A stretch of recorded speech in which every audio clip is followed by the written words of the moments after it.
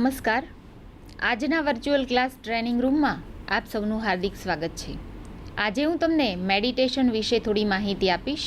મેડિટેશનથી કયા ફાયદા થાય છે, મેડિટેશનથી શું લાભ થાય છે તેના વિશે જાણીએ. ચાલો સ્લાઇડ ઉપર. મેડિટેશનની વ્યાખ્યા, પદ્ધતિ, ફાયદા અને સાવચેતી. મેડિટેશન સચ્ચાઈ, અનોખો આધ્યાત્મિક આપણને એક એવા સફર પર લઈ જાય છે કે તમારા જીવન બદલાઈ અને સુખની સીમા સુધી લઈ જાય છે. આધ્યાત્મિક સચ્ચાઈનો આ કાર્યક્રમ ધ્યાન અને ધ્યાનનો અનુભવ પર બતાવેલું છે. આ કાર્યક્રમ આરામથી સાંભળો અને સાથે ખોવાઈ જાઓ. આનું વિશ્લેષણ ના કરો, તેમાં ખોવાઈ જાઓ. દરેક વિચારને દૂર કરી દો. ગહેરી શ્વાસ લ્યો. બસ જોતા રહો. આ ફક્ત તમારી માટે જ છે. આ સૃષ્ટિના આપણે બેઉ નાના નાના કણ છીએ. આપણે બધાની એક જ ખોજ છે, સારું સ્વાસ્થ્ય, શાંતિ, જ્ઞાન, સૌભાગ્ય, શક્તિ. મતલબ હર સમય હર હાલતમાં સુખ અને શાંતિની કામનાઓ પામવા માટે દરેક ઇન્સાન કેટલી મહેનત કરતા હોય છે. પણ શું આપણે તેને પામી શકીએ છીએ? જી હા, આપણે તેને પામી શકીએ છીએ. આ બધું શક્ય છે જ્યારે આપણે આત્મજ્ઞાન અને વિશ્વશક્તિને આપણે સમજી લઈએ છીએ. તો ચાલો વિશ્વશક્તિની આપણે જાણકારી લઈએ. વિશ્વશક્તિ આખા વિશ્વમાં મોજૂદ છે. આ શક્તિનું આખું તારાપુંજ, ગ્રહ, મનુષ્ય, પરમાણુ તેની સાથે બંધાયેલા છે. આ દરેક જગ્યાએ હાજર છે. તેનું બંધન આખા વિશ્વને વ્યવસ્થિત રાખે છે. વિશ્વશક્તિ જીવશક્તિ, દિવ્ય શક્તિ છે. જે વિશ્વશક્તિ છે તે દિવ્ય શક્તિ છે. વિશ્વશક્તિ આપણા જીવન સંતુલનને ચેતના માટે ખૂબ જ જરૂરી છે. વિશ્વશક્તિ આપણી દરેક ક્રિયા અને કામની નીવ છે. ઊંડી નીંદર અને પૂરી શાંતિમાં આપણને થોડી એવી શાંતિ, થોડી એવી વિશ્વશક્તિ મળે છે. આ શક્તિનો આપણે દરરોજની જિંદગીના કામોમાં ઉપયોગ કરીએ છીએ. અને જેમ બોલવું, જોવું, સાંભળવું, વિચારવું, આ શરીરના દરેક કામમાં આપણે તે બધી જ શક્તિ મેળવીએ છીએ. આ દરેક કામમાં આપણને થોડી શક્તિ સૂતા સમયે મળે છે, જે આ બધા કામોમાં પૂરતી નથી. માટે આપણે થાકી જઈએ છીએ, ચિંતાઓથી ઘેરાઈ જઈએ છીએ. આના કારણે આપણે શરીર અને માનસિક સમસ્યાઓમાં ફસાઈ જઈએ છીએ, બીમાર થઈ જઈએ છીએ. આ બધા જ છુટકારાઓ મેળવવા માટે વધારેમાં વધારે વિશ્વશક્તિ મેળવવી જરૂરી છે. વિશ્વશક્તિ જરૂરી છે આપણા શરીરના સંતુલનનું જાળવણી કરવા માટે. સુખી અને સ્વાસ્થ્ય જીવન માટે દરેક કામ, દરેક મોકા માટે, જ્ઞાન મેળવવા માટે અને છેલ્લે આપણી ચિંતાના વધારવા માટે પૂર્ણ વિશ્વશક્તિ આપણને ફક્ત ધ્યાનથી જ મળે છે. દ્રશ્યની કદર દ્રષ્ટાના વૈચારિકતા સ્તર પર નિર્ભર છે. આખરે સૌંદર્યનું આયુષ્ય કેટલું, દ્રષ્ટા માટે માણો એટલું જ. સુંદરતા જે છે તે મનુષ્યની અંદર જ છે. હકીકતમાં સૌંદર્ય બહાર નથી પણ અંદર છે. તે મનુષ્યની આંતરદ્રષ્ટિ છે. મનુષ્યના મન તાત્કાલિક ભાવાત્મક સ્થિતિ છે. જ્યાં દિલ ચોંટી જાય તે સુંદર, જ્યાંથી નજર ના ઉખડે તે સોહામણું. મનમાં રુચિ પેદા થાય અને દ્રષ્ટિમાંથી સૌંદર્ય ટપકવા માંડે. દ્રષ્ટિ નામનું જ્ઞાનેન્દ્રિયનું સ્વરૂપ સૂક્ષ્મ છે. તે મનનું જ બીજ છે. વાસ્તવિક નામ છે તેનું. તે માનવમાંથી જ પ્રગટ થતો દ્રષ્ટાભાવ છે. વિચાર કે જોવાની ઈચ્છા એ જે છે એ અભિવ્યક્તિ માટેનું માધ્યમ છે. આંખ અને દ્રષ્ટિ વચ્ચેનો તે અદિઠ સંબંધ છે. મનુષ્યનું મન ભૌતિક જગતથી પદાર્થ સૃષ્ટિઓને નજર સમક્ષ રાખવા નિરંતર તત્પર રહે છે. વાસ્તવમાં આંખોને કોઈ ઈચ્છા નથી હોતી, તે તો મનની ઈચ્છારૂપી સ્થિતિ હોય છે. તેમાં ઉપભોગનું સુખ અભિપ્રેત છે. ત્યાં ઈચ્છા પૂર્તિની સંભાવના મોજૂદ છે. આંખ છે તેથી જોવાનું મન થાય છે. અંતે દરેક પ્રકારનું સુખ કે દુઃખ, આનંદ કે યાતના, સુખી કે હતાશા, આ બધું જ મન દ્વારા ભોગવાય છે. કર્તવ્ય ભાવ અને ભોગત્વ ભાવનાનું જન્મસ્થળ મન છે. મન પુલકિત થાય છે. મન પીડા અનુભવે છે. શરીર પર જે પોશાક ધારણ કર્યા પછી એની સાનુકૂળતા અને પ્રતિક્રિયા મનમાંથી જ ઉદ્ભવે છે. મન પ્રશ્ન છે. મન એ જ પ્રશ્નનો ઉત્તર છે. ઉપભોગના સંદર્ભમાં શરીર જે સ્થળ શરીરની પંચકર્મીઓ જ્ઞાન, આંખ, કાન, જીભ અને ચામડી પ્રત્યક્ષ રીતે સર્વ ભૌતિક પદાર્થ સૃષ્ટિઓ તે આપણી સાથે સંબંધ ધરાવે છે. પરંતુ તેના નિયંત્રણ અને સંતુલન અને સંચાલનનું કેન્દ્ર થાય તે મન છે. કેટલાક લોકો મગજને મન કહે છે, પણ તે વાસ્તવિક દ્રષ્ટિએ ઉચિત નથી. સ્થૂળ શરીર તો માત્ર એક સાધન છે. તેના ઉપભોગ અને કર્મના પરિણામની સાથે કોઈ નિસ્બત નથી. મન અને શરીરના તાલમેલમાંથી સંસારનું પરમ જ્ઞાન નિષ્પન્ન થાય છે.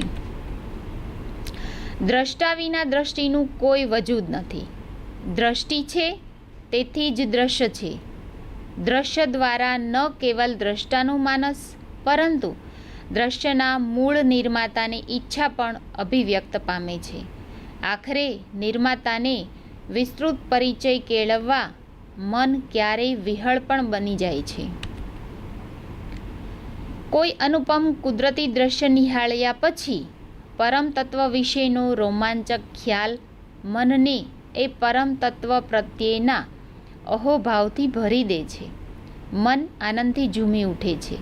પણ શરત ફક્ત એક જ કે આ સૃષ્ટિના અપ્રત્યક્ષ જેવા સર્જનહારને અસ્તિત્વ વિશે મનુષ્યનું મન નિર્મળ શ્રદ્ધાથી છલોછલ હોય છે.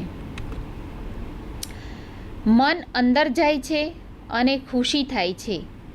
એવું બને, પરંતુ અંદર જવું પડે છે.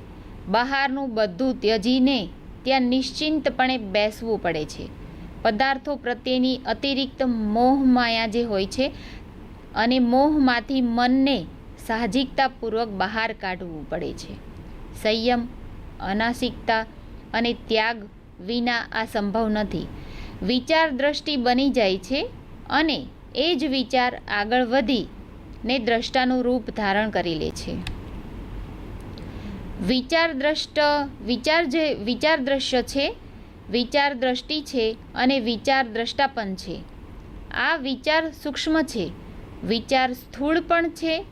એ વિચારમાં મનમાં પ્રવેશો ક્યાંથી? અને એ વિચાર હતો કે ન હતો, તો ત્યારે તે શું હતું?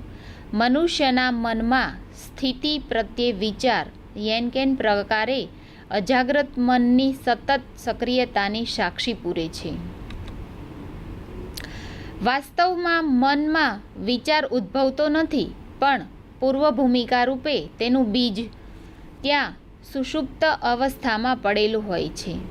માત્ર બીજનું ફલિનીકરણ થયું, જે બીજનું વિસ્તૃતમાંથી વિચાર ઉત્પન્ન થયો અને તેનું મનુષ્યને ભાન થયું. એટલે જ છેવટે મનુષ્યની વિચારશીલતાનું અંતિમ લક્ષ્ય પરમ તત્વના આધિપત્યને સહર્ષ સ્વીકૃતિ આપવાનું છે. આ લક્ષ્ય મનુષ્ય હાંસલ કરે છે કે નહીં તે અલગ વાત છે, દ્રશ્ય એનું એ જ હોય છે, છતાં પણ દ્રષ્ટા પ્રમાણે તેનું રસપાન ક્ષણે ક્ષણે બદલાતું રહે છે. દ્રશ્ય જોઈને અનુભવી શકાય છે, પરંતુ અદૃશ્યની ફક્ત મનમાં જ અનુભૂતિ થાય છે. મન અદૃશ્યનું કાલ્પનિક ચિત્ર પોતાની સમક્ષ દોરે છે. એ ચિત્રને મન જુએ છે અને અપ્રત્યક્ષને જોવાનો ભરપૂર આનંદ ઉઠાવે છે. પરમાત્માને કોણે જોયા છે? પરમાત્માનું સાચું સ્વરૂપ કેવું છે? કોઈ સત્ય જાણતું નથી.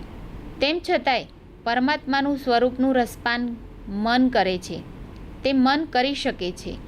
સૌના કાલ્પનિક ઈશ્વર પોતપોતાની શ્રદ્ધા મુજબનો હોય છે,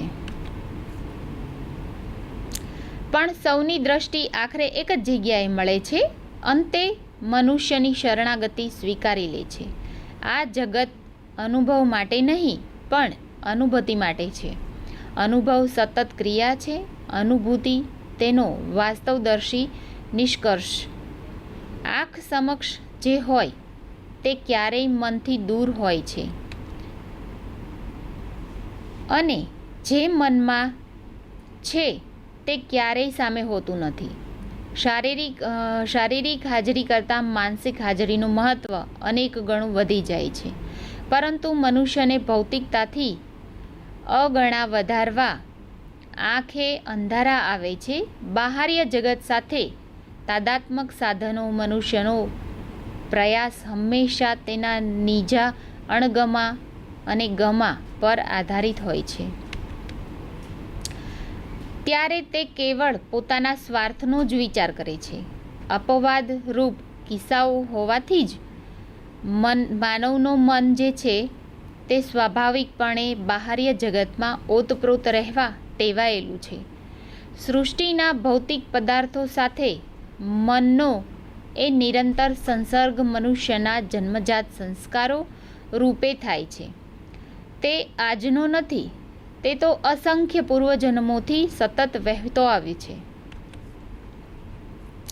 એ સંસ્કારો જન્મજાત પૂર્વગ્રહોરૂપી મહદ અંશે મનુષ્યના પૂર્વજન્મોનો અતિ દીર્ઘ ઇતિહાસ છે. વાંચી શકાય એવું નથી. એ સંસ્કારોની ઝલક મનુષ્યના વર્તમાન જન્મોના કર્મોમાં અપ્રત્યક્ષ રૂપે સુરૂપે ઉપસી આવતી હોય છે. આનાથી આપણે સૌ અજાણ છીએ. હું પણ જાણતો નથી. એવું કહેવા માટે ઘણું બધું જાણવાની આવશ્યકતા હોય છે. મનનો અર્થ વિચાર છે. મનમાં વિચારો તો આવવાના જ. મનમાં કંઈક ને કંઈક વિચારો આવતા નથી, પણ સુષુપ્ત વિચારો સક્રિય બને છે. વાસ્તવિક દ્રષ્ટિએ જોઈએ તો મનની વિચાર શૂન્યતા એ એક કાલ્પનિક અવસ્થા છે. હા, એક એવી રીતે નિર્વિવાદપણે પણ કહી શકાય છે. મનુષ્ય ગમા અણગમા વિચારોને મનમાં એક અંધારિયા ખૂણે ધરબી શકે છે. મૃત્યુ પછી પણ મનુષ્યનું અજાગ્રત મન જીવંત હોય છે. ખરી બાબતો જે ખરી વાત છે કે નિરર્થક વિચારોને જરા પણ પ્રાધાન્ય ન આપવું. આમ જે મનુષ્યનો શ્રેય સમાવિષ્ટ છે, પ્રવૃત્તિહીનમાં નકારાત્મક વિચારોને સક્રિયતા વધી જાય છે, અને પરિણામે સકારાત્મક વિચારો સુષુપ્તિ તરફ ઢળી જાય છે. મનુષ્યનું મન મોટે ભાગે અહમ, તૃપ્તિ, સ્વાર્થ અને વૈમનસ્ય જેવી હીન પ્રવૃત્તિઓના તાબે હોય છે. જે પ્રકારે મનુષ્યને બાહ્ય સૃષ્ટિનું સંસર્ગ થાય, સારો કે નરસો, એ પ્રકારે મનમાં વિચારો સક્રિય બને છે. હવે પોતાના માટે સારું શું અને અનુચિત શું, મનુષ્ય જાતે નક્કી કરવાનું હોય છે કે માણસ પોતે જ પોતાના ન્યાયાધીશ છે. સલાહ કે શિખામણ લેવા ક્યાંય દૂર જવાનું નથી. કોઈને પૂછવાનું નથી. અંદર જઈને પૂછવાનું છે કે મારે શું કરવું જોઈએ. મનને કોઈને કોઈ સૌ માટે કલ્યાણકારી હોય છે તેવી નિરાભિમાની અને નિસ્પૃશી માણસોને નકારાત્મક વિચારોની સદૈવ માટે મુક્તિ મળી જાય છે. જેણે વ્યર્થ સાંસારિક સંબંધો અને વ્યવહારો પર વિવેકપૂર્વકનું નિયંત્રણ મૂકી દીધું છે, તે સદૈવ તણાવથી, ચિંતાથી અને દ્વિધાથી મુક્ત હોય છે. મનની તંદુરસ્તી જાળવવા માટે યોગ, પ્રાણાયામ, ધ્યાન જેવી ક્રિયાઓને દૈનિક આપણે જીવનમાં નિયમિત સ્થાન અતિ આવશ્યક છે. ધ્યાન દરમિયાન નકારાત્મક વિચારોને સક્રિયતા મંદ પડે છે અથવા અટકે છે. તે ચિત્તની શુદ્ધિતા વૃદ્ધિ થાય છે, મનની ચંચળતા ઘટે છે અને સ્થિતિપ્રજ્ઞતા ઉત્તરોત્તર વધે છે. મનની સ્વાસ્થ્યતા માટે ધ્યાનની બીજો કોઈ શ્રેષ્ઠ ઉપાય નથી. ઈચ્છાઓ ભોગવાદી છે, ઈચ્છાઓ વિસ્તારવાદી છે, ઈચ્છાઓ અંતિમવાદી છે. દેખાદેખી, સરખામણી, પ્રપંચ અને ઈર્ષાના સહારે આકાર પામતી વ્યર્થ ઈચ્છાઓ પર સહજ કાબૂ અત્યંત જરૂરી છે. જેટલી વધુ ઈચ્છાઓ તેટલી વધુ જરૂરિયાતો. જેટલી જરૂરિયાતો સીમિત એટલું જીવન વધુ સુખી. ઘણીવાર માણસોનું જીવન સ્વતંત્ર દિશા નિર્દેશ વિના અન્યત્ર દોરાઈ જવાનું એક કારણ અન્યત્રનું આંધળું અનુકરણ છે. કેવળ અહમ તૃપ્તિ ખાતર જ અનાવશ્યક જરૂરિયાતો પોષવી એ તો મૂર્ખાઓનું કામ. જો પ્રશ્નો થાય કે સૌ જીવે છે એ રીતે જીવવું કે કોઈક અલગ રીતે જીવવું, પ્રશ્નનો ઉત્તર અંદર છે. આંખો બંધ કરીને, પલાઠી વાળીને ઓરડાના એક ખૂણે એકાંતમાં બેસી જવું. ત્યાં બધું જ પર્યાપ્ત માત્રામાં ઉપલબ્ધ છે. યોગ, મેડિટેશન દ્વારા વજન પણ ઉતારી શકાય છે. મનની તંદુરસ્તી જાળવવા માટે યોગ, પ્રાણાયામ, ધ્યાન જેવી ક્રિયાઓને દૈનિક જીવનમાં નિયમિત સ્થાન અતિ આવશ્યક છે. ધ્યાનથી સ્થિતિની જે શુદ્ધતા હોય છે, ધ્યાનથી ચિત્તની શુદ્ધતા હોય છે, તેમાં વૃદ્ધિ થાય છે. આપણે જેવું ઈચ્છીએ છીએ તેવું થવા લાગે છે. પરોપકારની ભાવનામાં તેનો વિકાસ થાય છે. ચંચળ મન શાંત બને છે. આભબળ વધે છે. એકાગ્રતાની શક્તિ વધે છે. યાદશક્તિ વધે છે. આંતરિક શક્તિઓને વિકાસ થાય છે તથા મનોબળ મજબૂત થાય છે. અનેક દોષો, દુર્ગુણોને દૂર કરીને વ્યક્તિત્વનો વિકાસ થાય છે. એકાંત એક સારું ઉત્પ્રેરક છે જે આપણી લાગણીઓની સમીક્ષા કરે છે. એકાંત આપણને એકાગ્ર બનાવવામાં મદદરૂપ થાય છે. ખાસ કરીને રાતના સમયમાં એકાંત કરવામાં આવેલું જે ચિંતન હોય છે તે આપણા માટે સારું ટોનિક છે. સૂતા પહેલાં શાંત ચિત્તે વિચારો કે આજે આપણે કોને કોને મળ્યા, કેટલા ચહેરા પર આપણી મુલાકાત સાથે કરી અને સ્મિત રેલાયું અને કેટલા લોકો હતાશ થયા. તમારી આ વાત યાદ કરે અને જેના લીધે સામેવાળા કેટલા સંતુષ્ટ કે કેટલા અસંતુષ્ટ થયા. તમે પોતે કેટલી વાર હતાશ થયા. આ આત્મસમીક્ષા તમને તમારા સારા અને નબળા બંને પાસા પર વિચાર કરવાનો અવસર પ્રદાન કરે છે. આખા દિવસમાં જેની સાથે વાતો કરેલી છે તેની સામે પહેલાં સ્મિત કરો. સામેવાળાની આખી વાત સાંભળ્યા પછી તમે તમારી વાત જણાવો. અરીસો કાયમ સાચું જ પ્રતિબિંબ દર્શાવે છે. આથી તેને તમારો ખાસ સાથી બનાવો. એવી બાબતો પર ખાસ ધ્યાન આપો કે જે તમને પોતાને સ્વયં પ્રત્યે આકર્ષી હોય અને તેવી બાબતો જે તમને નકારાત્મક લાગતી હોય એ પછી તમે સ્વયંમાં ફેરફાર લાવવાનો પ્રયત્ન પ્રત્યેનો આગળ વધી શકો છો. ડાયરી લખવાથી પણ સારી મદદ થાય છે. આખો દિવસની જે વાતો હોય છે તેને શબ્દોમાં વ્યક્ત કરવાથી, સંતોષ આપવા સાથે સ્વયંની સમીક્ષા કરવાથી પણ આ તક પૂરી પાડે છે. કંઈક બન્યું તો કેમ બન્યું જેવા અનેક સવાલોનો જવાબ એ ડાયરી લખવાથી આપમેળે જ તમને મળી જશે. ક્યારેક ક્યારેક જાત સાથે પણ વાત કરતા રહો. આ રીતે તમે કોઈ પણ વિષય પર ધ્યાન કેન્દ્રિત કરી શકશો અને સમજી વિચારી શકશો. આમ કરવાથી કોઈ પ્રકારની ગૂંચવણ નહીં થાય. તો આજે આપણે મેડિટેશન વિશે ઘણું બધું જાણ્યા. આભાર.